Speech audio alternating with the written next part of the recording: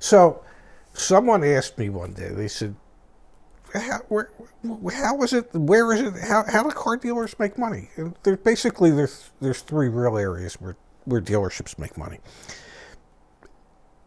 Two of them are going to seem really, really obvious to you. One is new and used car sales. Obviously, they make money selling the car.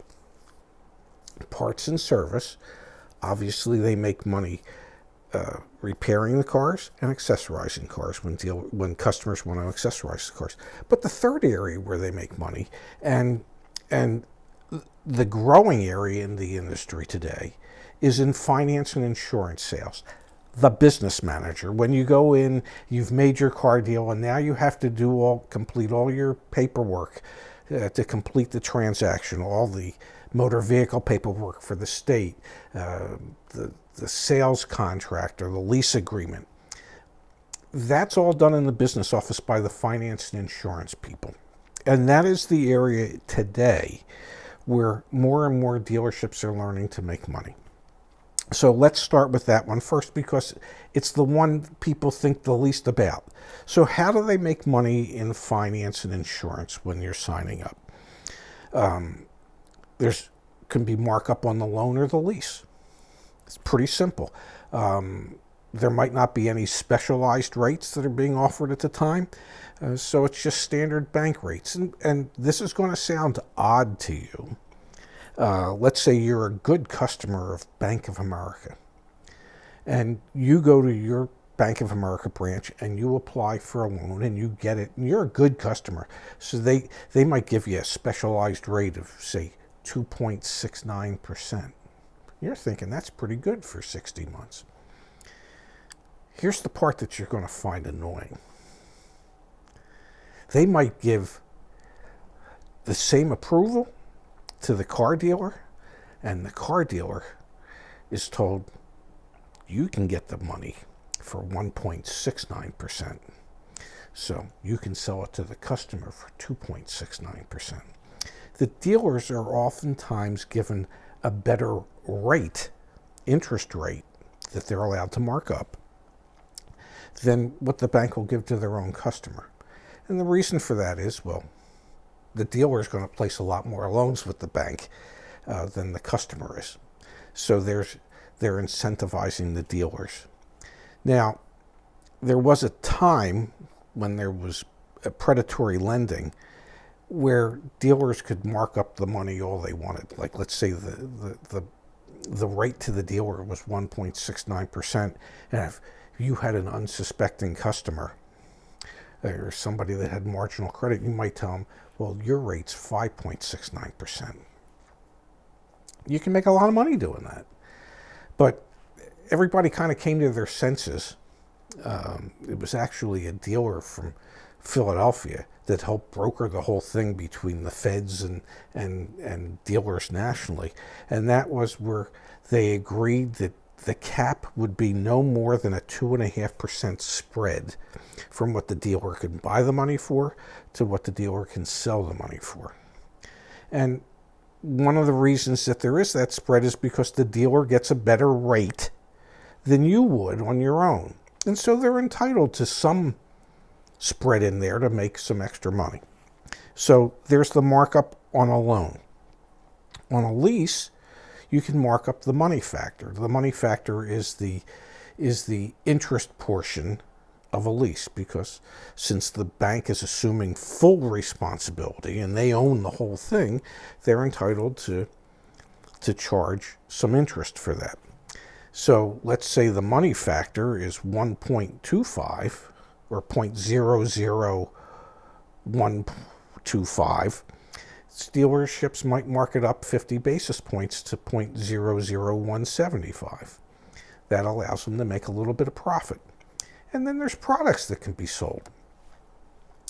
Extended warranties, maintenance programs, wear and tear programs.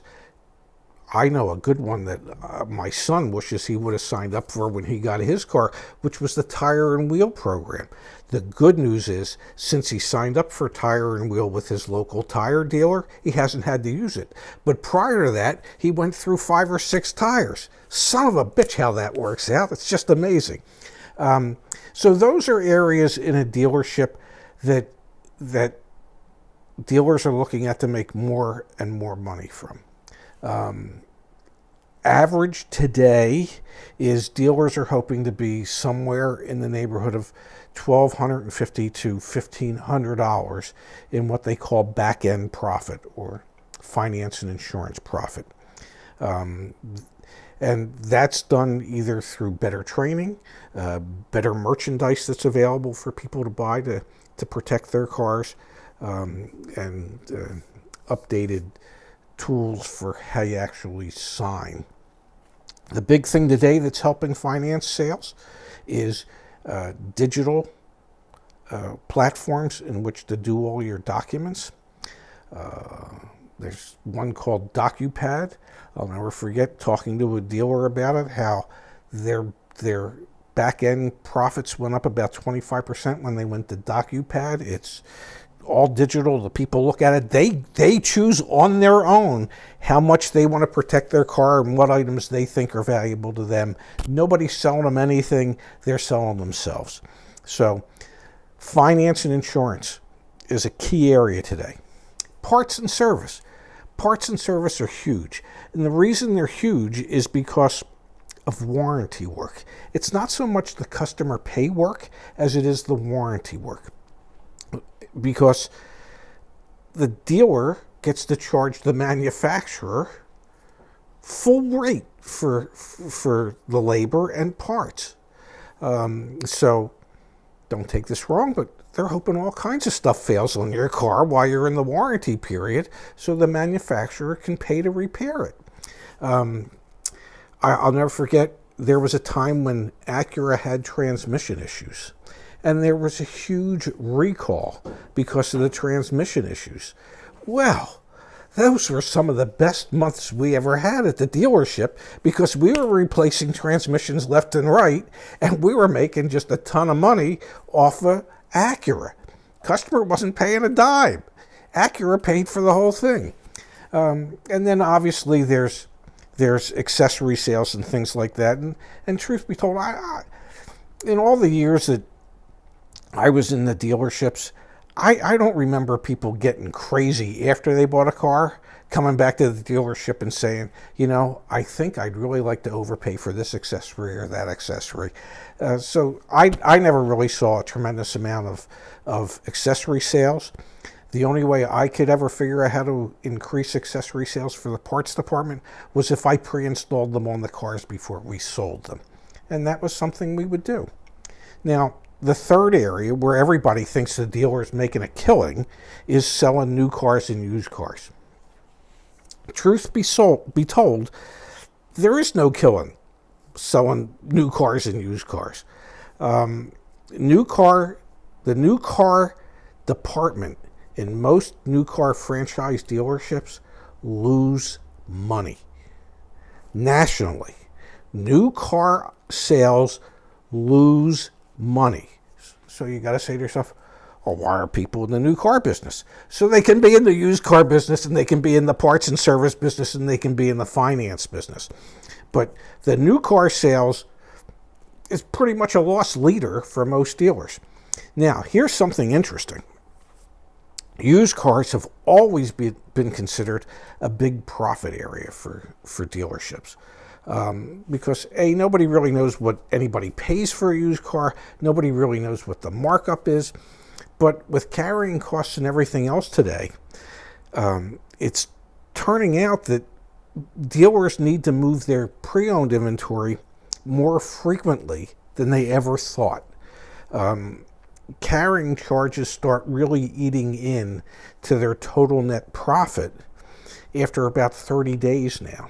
In the old days, it used to be like 90 days, so most dealers had like a 60 or 90-day turn policy on their pre-owned cars, realizing that they needed to sell them within 60 to 90 days so that it wouldn't negatively impact the net profit from that sale.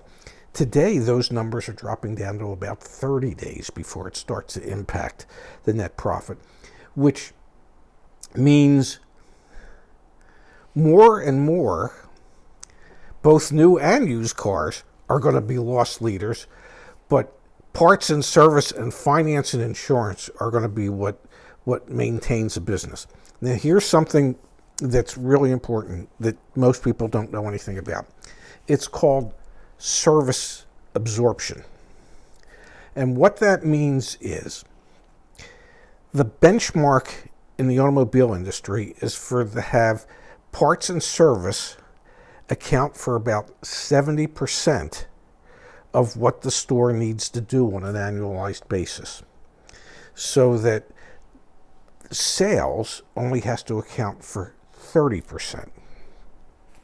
There are stores that have service absorption rates of 90, 95, 100, 105%.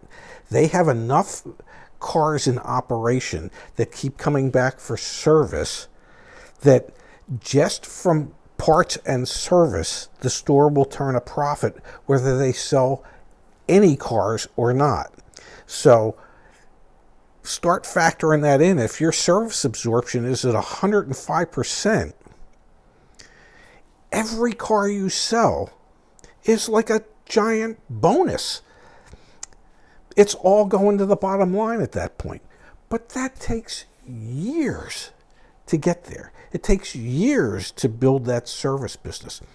One of the great dilemmas that occurs when a new brand starts, for instance, when Mini came back to the United States, you had all these dealers investing money in Mini dealerships, and there weren't any existing cars for them to service to make any money off of.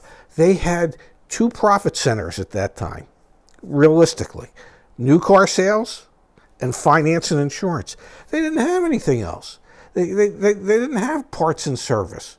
It just didn't exist at that point because there weren't any customers out there. Now today there's probably 500,000 Minis on the road and in service, vehicles in operation. But when you're starting a new franchise like that and you have, zero, it makes it difficult. It takes years to build up that parts and service business so that you can actually have some type of service absorption so that you can actually start making money in this industry. That was just a little bonus piece for you. The people believe that some public groups and even some smaller privately held groups make money because they own the land and the building that their dealerships are in.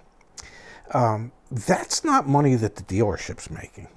That's money that the organization's making, that the backer's making. I know when I was with the Penske organization, and in North Scottsdale, Arizona, there's a facility called Chauncey Ranch, the Scottsdale 101 Auto Collection. And at that time, I don't know, they spent about $125 million to build this entire facility, and it housed 10 dealerships. And right before we opened, the whole thing got sold to a real estate investment trust for like $135 million. And then every dealership paid rent. So I'm not sure who owned the real estate investment trust. I shouldn't say, so I won't. But that's how there's profit in the car business. But that's not dealership profit. That's investor profit. That's if you work for a mom and pop operation and they own the ground and the building, well, whatever rent they're charging themselves, that's going into their personal pocket. That's not going into their dealership profit. But that's how there are groups out there that make money. If you find this stuff interesting, and God forbid, I don't know why you would, but just in case you did, do me a favor. Hit the subscribe button. Subscribe to Your Auto Advocate, because you know why? We're here for you.